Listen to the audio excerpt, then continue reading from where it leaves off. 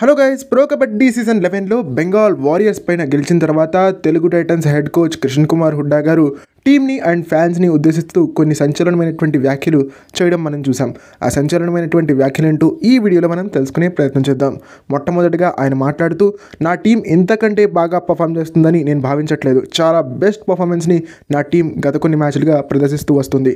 ప్రధానంగా విజయ్ మలిక్తో పాటుగా ప్రతి ఒక్క ప్లేయర్ కూడా ఈక్వల్గా కాంట్రిబ్యూట్ చేస్తూ టీం యొక్క విజయాల్లో తనదైన పాత్రని పోషిస్తున్నాడు. ప్రస్తుతం లీగ్లో ఉన్నటువంటి 12 మంది కోచ్లు కూడా ఆల్ ఆర్ ఈక్వల్ అని నేను భావిస్తాను. ఈ లీగ్లో ఉన్నటువంటి 12 మంది కోచ్లు కూడా చాలా టాలెంటెడ్.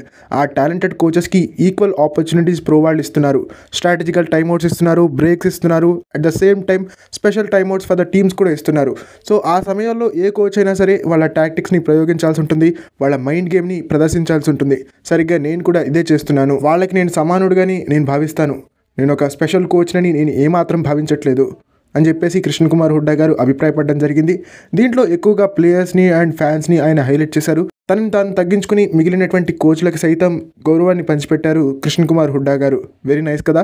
ఓకే, ఇది ఫ్రెండ్స్ ఈ వీడియో కనుక మీకు నచ్చినట్టయితే లైక్ చేయండి, షేర్ చేయండి, మన ఛానల్ని సబ్స్క్రైబ్ చేసుకుని పక్కనున్న బెల్ ఐకాన్ ప్రెస్ చేసి ఆల్ ఆప్షన్లో సెట్ చేసేసుకోండి. అండ్ ఇలాంటి మరెన్నో వీడియోస్ కోసం ఛానల్ని డైలీ ఫాలో అవడానికి ట్రై చేయండి.